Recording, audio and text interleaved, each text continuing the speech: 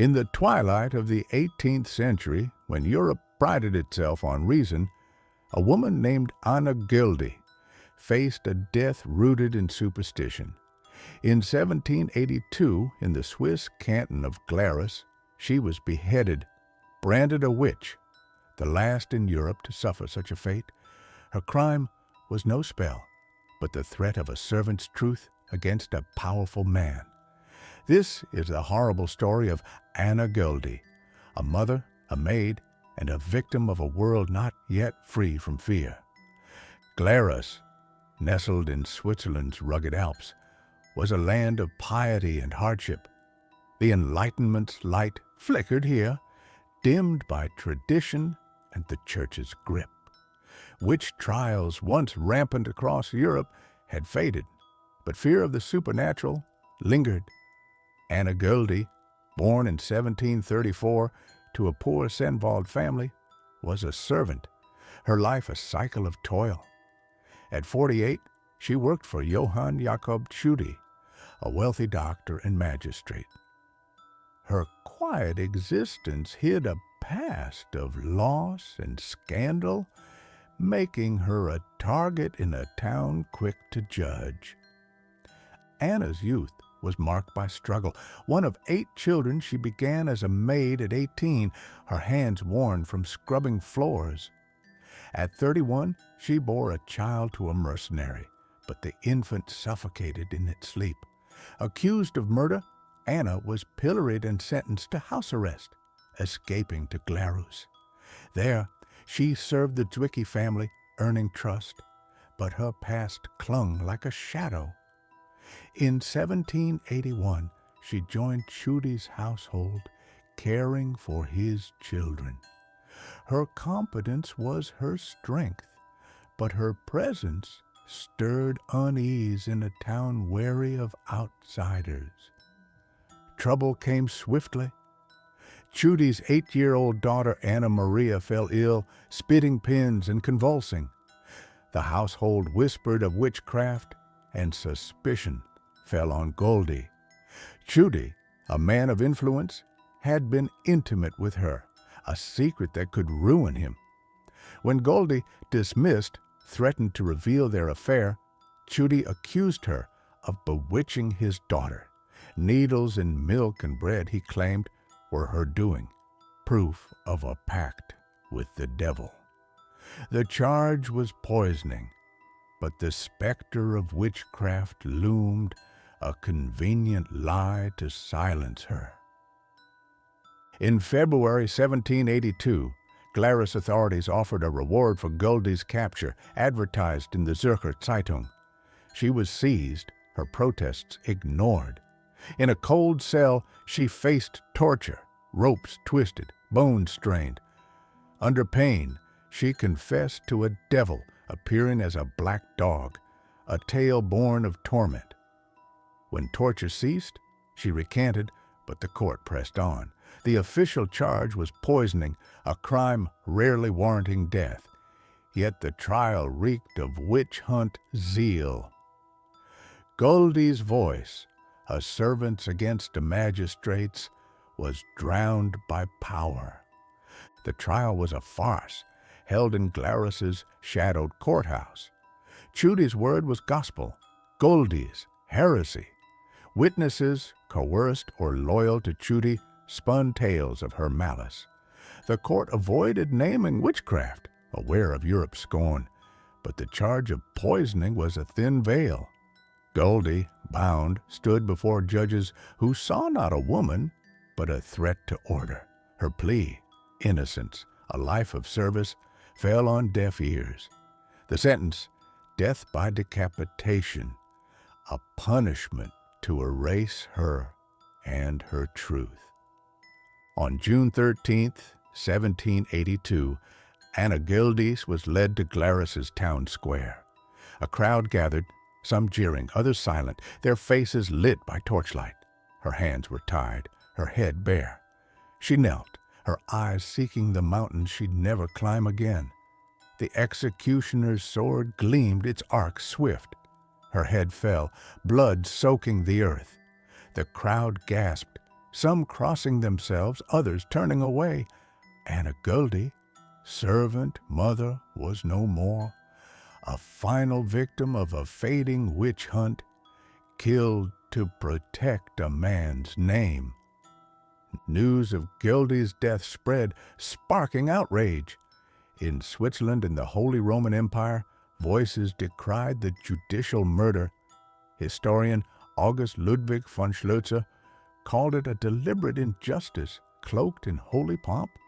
Glarus's leaders, defensive, destroyed trial records, but the stain remained. Europe, embracing reason, saw Göldi's execution as a relic of darker times. Her death, meant to silence, instead shouted of a system that crushed the powerless to shield the mighty. Witch hunts had scarred Europe for centuries, claiming 40,000 to 60,000 lives, mostly women. From 1450 to 1750, fear of Satan fueled trials, peaking in Germany and France. Burning was common, though hanging prevailed in England. By 1782, such trials were rare, outlawed in many lands. Austria's Maria Theresa banned witch burning in 1768. England's last witch execution was in 1716. Yet Glarus, isolated, clung to old fears, its leaders wielding superstition to control. Göldi's death was an anomaly, a last gasp of a dying hysteria. Anna Göldi was no witch, but a woman of resilience. Her early loss, her child's death, marked her, yet she worked tirelessly, serving families with care. In Glarus, she was a stranger, her past a whisper that fueled suspicion. Her affair with Tschudi, if true, was less about love than survival, a servant's bargain in a world of unequal power. Her threat to speak out was her defiance, a spark that cost her life. She was not the sorceress of legend, but a mother, a worker, a soul caught in a web of fear and ambition. Tschudi's influence was absolute. A doctor, magistrate, and patriarch, he shaped Glarus's justice. His daughter's illness, likely psychosomatic or natural, became a tool to crush Göldi. The affair, a scandal that could end his career, drove him to accuse her. In 18th century Europe, men like Tschudi held sway, their word law. Women, especially servants, were disposable, their lives fodder for protecting reputations. Göldi's execution was not about witchcraft, but power. Male, wealthy, untouchable. Women like Göldi bore the brunt of witch hunts. Of the thousands executed, 75 to 80% were female, often widows or single, their independence a threat. In Glarus, Göldi's status as an outsider, a servant with a tainted past, made her vulnerable. The stereotype of the witch, evil, demonic, masked misogyny, painting women as weak, prone to Satan's lure. Göldi's case, though late, echoed this: a woman silenced for daring to challenge a man's honor. Her death was a warning to others: stay in your place or perish. The Protestant church in Glarus fueled the trial's fervor. Though the Enlightenment questioned superstition, local clergy saw Göldi's case as a chance to assert control.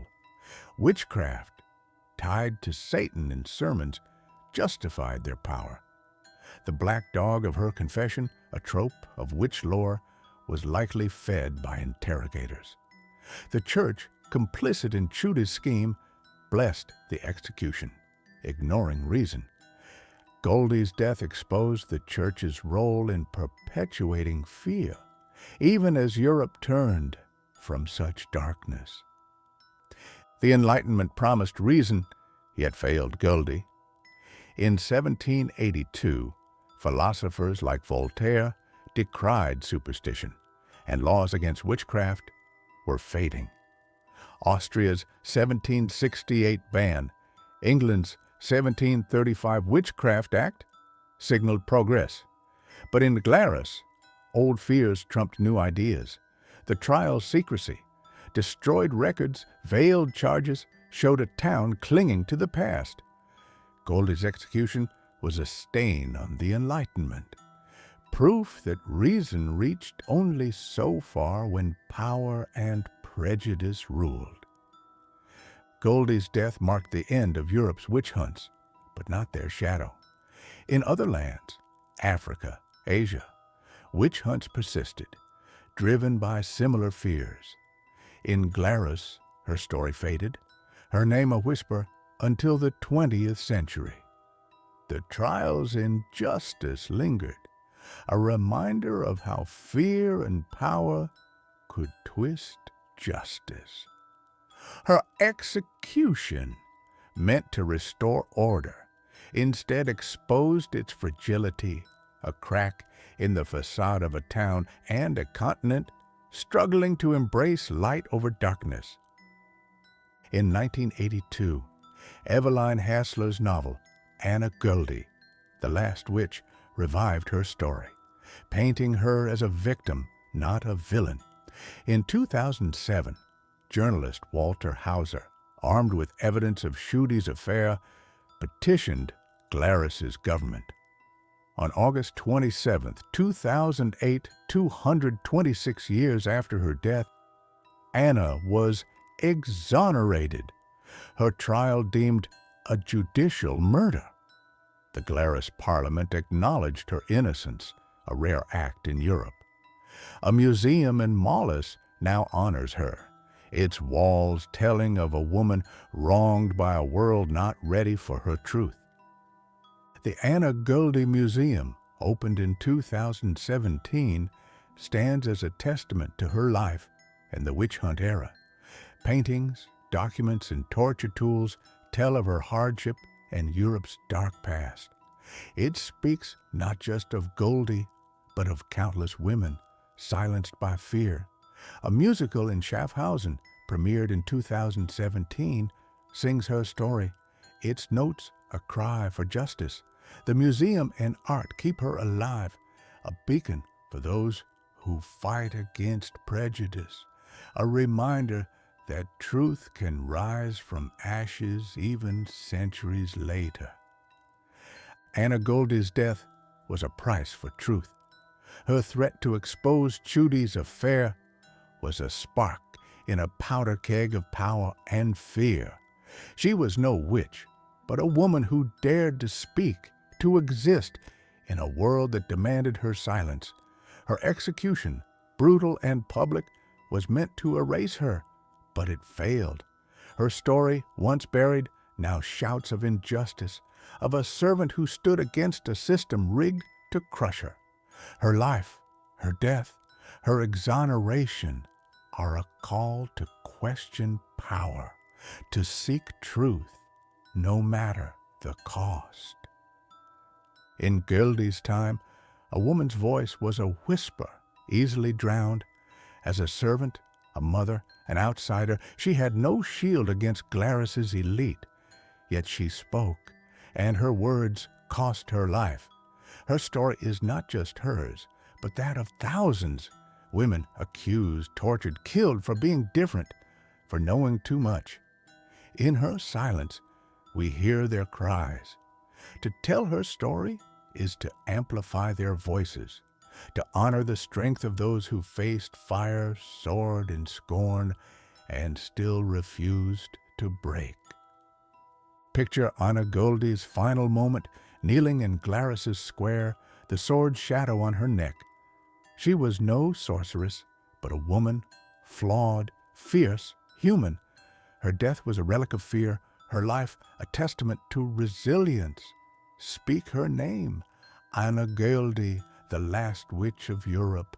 Let her story burn in us, a flame of justice, a cry against silence. Her execution was horrible, but her legacy is mighty, a light that no blade could sever, shining for all who seek truth in a world of shadows. This is the horrible story of Anna Göldi, the last witch executed in Europe. Her courage, her sacrifice, her truth are our inheritance. Let us carry her light, never letting it die, for as long as there are hearts to hear her name,